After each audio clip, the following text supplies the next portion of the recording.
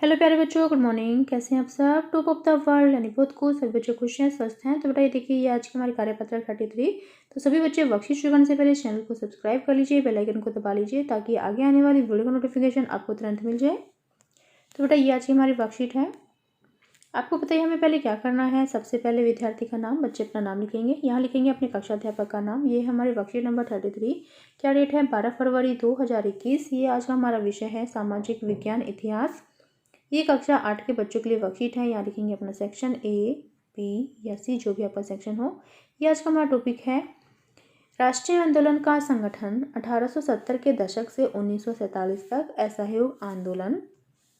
तो देखो बेटा, असहयोग आंदोलन के जो तरीके थे वो क्या थे कि विदेशी कपड़ों की होली जलाई गई, विधानमंडलों का बहिष्कार किया गया, फिर अंग्रेजों द्वारा दी गई उपाधियां वापस लौटा दी गई, फिर वकीलों ने वकालत छोड़ दी, विद्यार्थियों द्वारा सरकारी स्कूल कॉलेजों का बहिष्कार किया गया। तो ये थे सब असहयोग आंदोलन के तरीके कि इन तरीकों से असहयोग आंदोलन शुरू किया गया था। फिर अपने अपने अर्थ देखो। गांधी जी के आह्वान का समाज के विभिन्न वर्गों और समूहों ने अपने हिसाब से अर्थ निकाले। खेड़ा गुजरात में पाटीदार किसानों ने अंग्रेजों द्वारा थोपे गए भारी लगान के खिलाफ अहिंसक आंदोलन चलाया। तटीय आंध्र प्रदेश और तमिलनाडु के भीतरी भागों में शराब की दुकानों की घेराबंदी की गई। आंध्र प्रदेश के गुंटूर जिले में आदिवासी और गरीब किसानों ने बहुत सारे वन सत्याग्रह किए। उन्हें यकीन था कि गांधी जी उन पर लगे कर कम करा देंगे और वन कानून को खत्म करा देंगे। सिंध मौजूदा पाकिस्तान में मुस्लिम व्यापारी और किसान खिलाफत के आह्वान पर उत्साहित थे। बंगाल में खिलाफत असहयोग आंदोलन के गठबंधन ने जबरदस्त सांप्रदायिक एकता को जन्म दिया। पंजाब में सिखों के अकाली आंदोलन ने अंग्रेजों की सहायता से गुरुद्वारों में जमे बैठे भ्रष्ट महंतों को हटाने के लिए आंदोलन चलाया। फिर असम में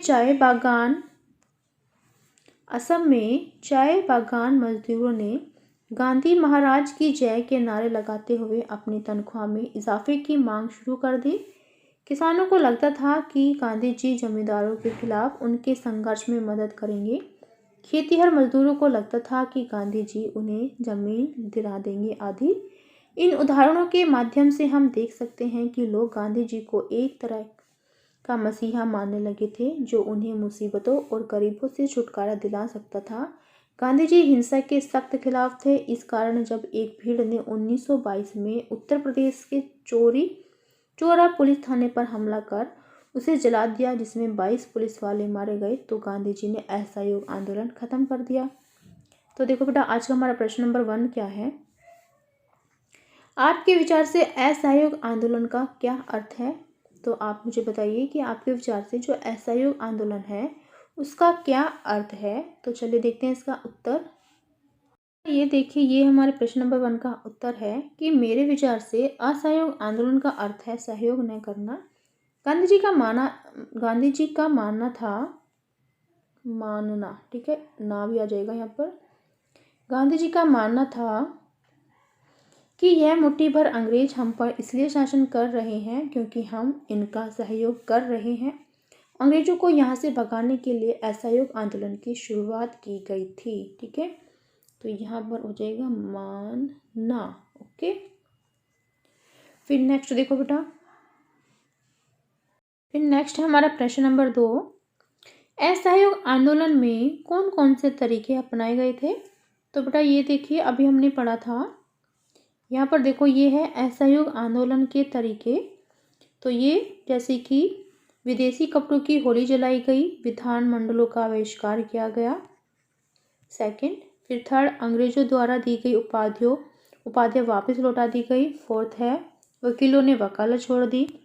फिफ्थ देखो, विद्यार्थियों द्वारा सरकारी स्कूल कॉलेजों का बहिष्कार किया गया। तो ये हमारे प्रश्न नंबर 2 का आंसर हो जाएगा। ठीक है, फिर नेक्स्ट देखो ऐसे ही, नेक्स्ट हमारा प्रश्न नंबर 3 है, गांधी जी के आह्वान का समाज के विभिन्न वर्गों और समूहों ने अपने हिसाब से अर्थ निकाला। इस कथन की धारणा द्वारा पुष्टि कीजिए। तो बेटा यहाँ से देखो, अभी हमने पढ़ा है ये पूरा पैराग्राफ कि अपने अपने अर्थ गांधी जी के आह्वान का समझ के विभिन्न वर्गों और समूह ने अपने हिसाब से अर्थ निकाला। तो यहाँ से लेकर ये जो भी पॉइंट दिए गए हैं आपको, तो ये सभी प्रश्न नंबर 3 के हमारे आंसर हो जाएंगे। तो इसमें से जो भी आपको लगे इम्पोर्टेंट वो आप लिख लीजिए, ठीक है, क्योंकि छोटे छोटे पॉइंट है सारे और इसको आप अच्छे से लिख भी सकते हैं। फिर नेक्स्ट देखो बेटा, प्रश्न नंबर 4 क्या है हमारा। प्रश्न नंबर 4 देखते हैं कि गांधी जी ने असहयोग आंदोलन को वापस लेने का फैसला क्यों किया, क्या आप इससे सहमत होते? तर्क सहित उत्तर दीजिए। ये हमारे प्रश्न नंबर 4 है। तो चलिए देखते हैं इसका उत्तर। तो बेटा ये हमारे प्रश्न नंबर 4 का उत्तर है कि उत्तर प्रदेश के चौरी चौरा नामक स्थान पर भीड़ ने एक पुलिस थाने को आग लगा दी, जिसमें 22 पुलिस वाले जिंदा जलकर मर गए। इस घटना के बाद गांधी जी ने असहयोग आंदोलन को वापस ले लिया, क्योंकि गांधी जी हिंसा के सख्त खिलाफ थे।